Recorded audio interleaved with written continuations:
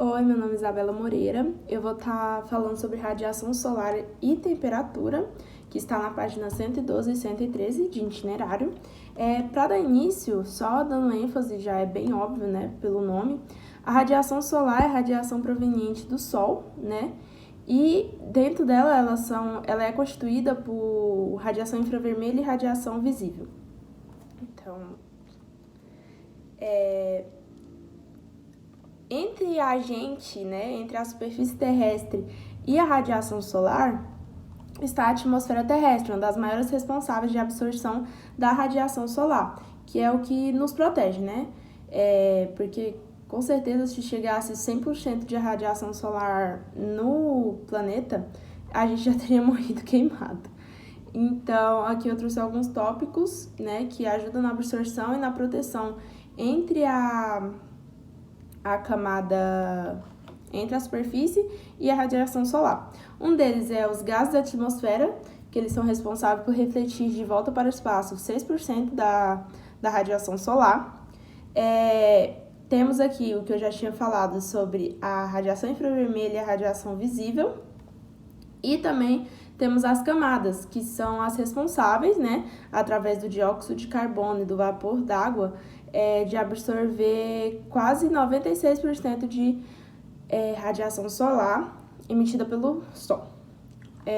A camada de ozônio, que é uma das maiores responsáveis por proteger o nosso planeta, que é uma das camadas mais fortes, que impede a passagem que consegue impedir a passagem de radiação solar.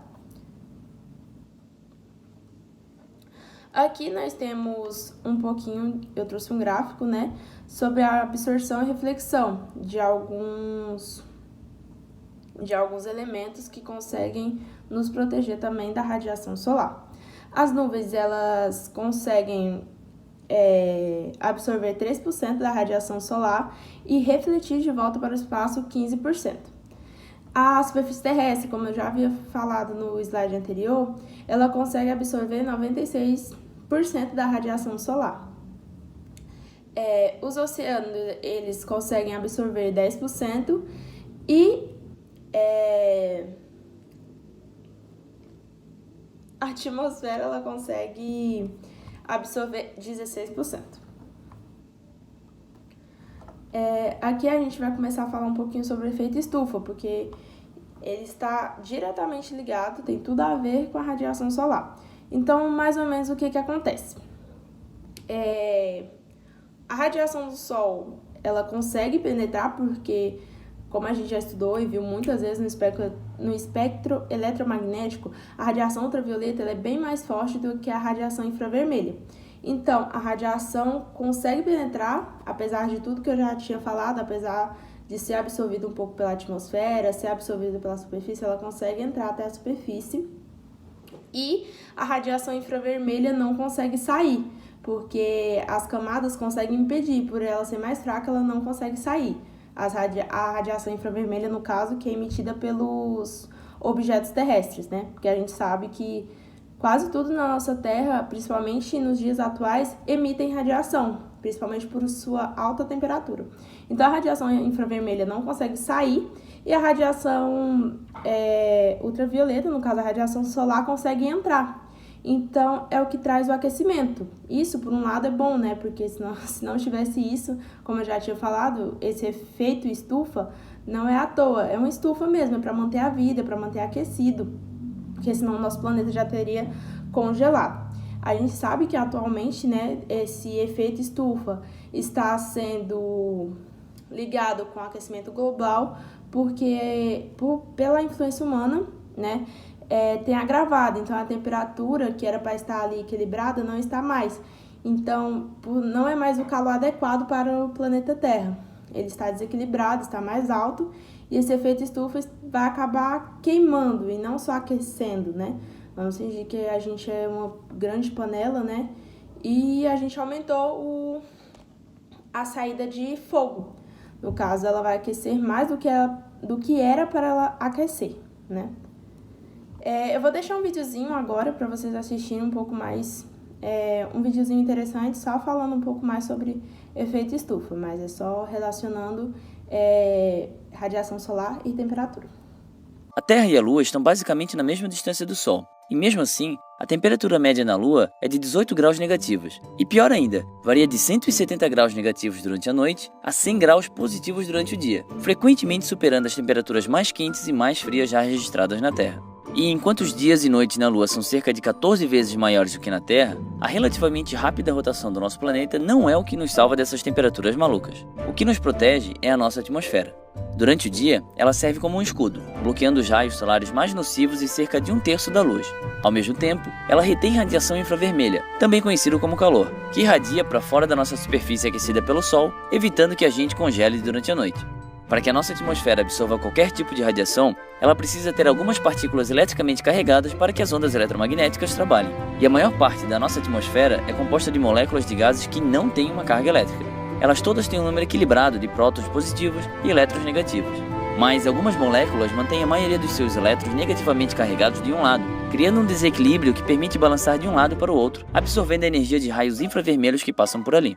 Por exemplo, a água, o ozônio e o óxido nitroso são todos desequilibrados eletricamente, então todos conseguem absorver a radiação infravermelha. Depois, há gases como o dióxido de carbono e o metano. Teoricamente, nenhum deles é desequilibrado para os lados, então eles não parecem capazes de absorver qualquer calor. Mas, na verdade, moléculas de gases não ficam imóveis. Elas esbarram umas nas outras bilhões de vezes por segundo, se jogando para todos os lados, vibrando e girando. E acontece que ambas as moléculas de dióxido de carbono e metano passam a maior parte do tempo dançando, permitindo que elas absorvam os raios infravermelhos e ajudem a isolar a Terra. Mesmo que muitos diferentes tipos de moléculas possam absorver radiação infravermelha, a grande maioria da nossa atmosfera não consegue, pois é feita de nitrogênio e oxigênio, que não possuem um desequilíbrio em sua carga mesmo quando vibram.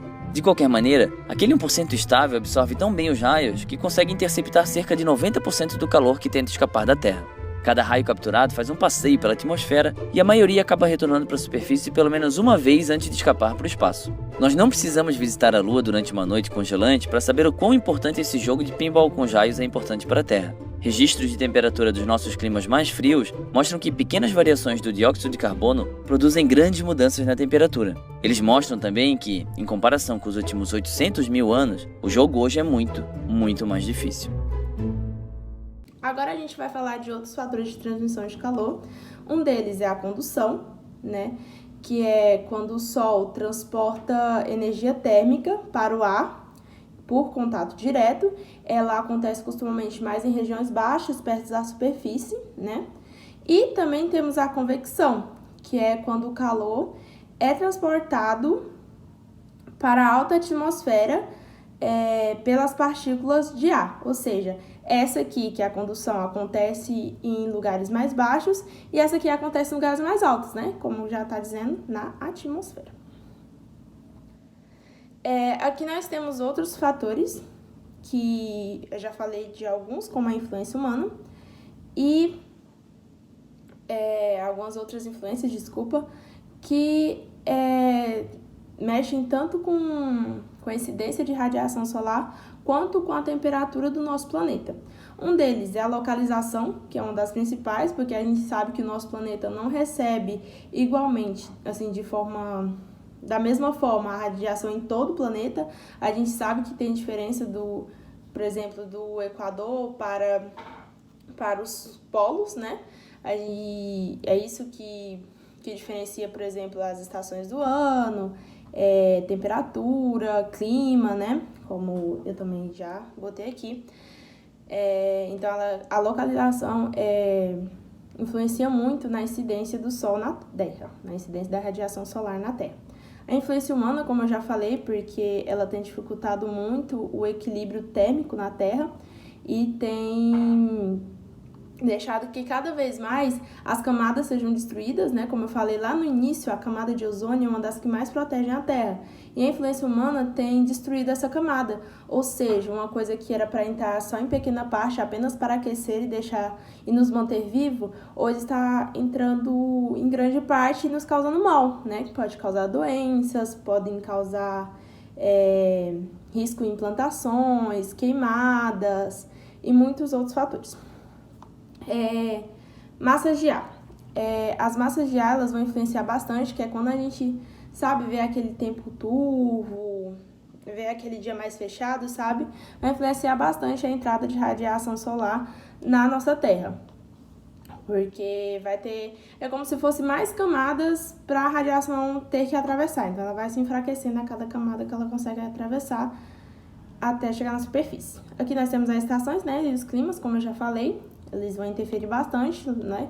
É uma influência da radiação solar também. De tanto que quanto a luz entra no nosso, quanto o calor entra no nosso planeta, são os climas, né? Tem os climas mais chuvosos, mais frios e os climas mais quentes também. E essa é a apresentação que falou sobre radiação solar. Quem quiser mandar alguma dúvida sobre radiação solar, pode me mandar que eu faço outro vídeo explicando tranquilamente, tá? Gente, muito obrigada e atenção pelo vídeo, viu? E beijos e boa prova!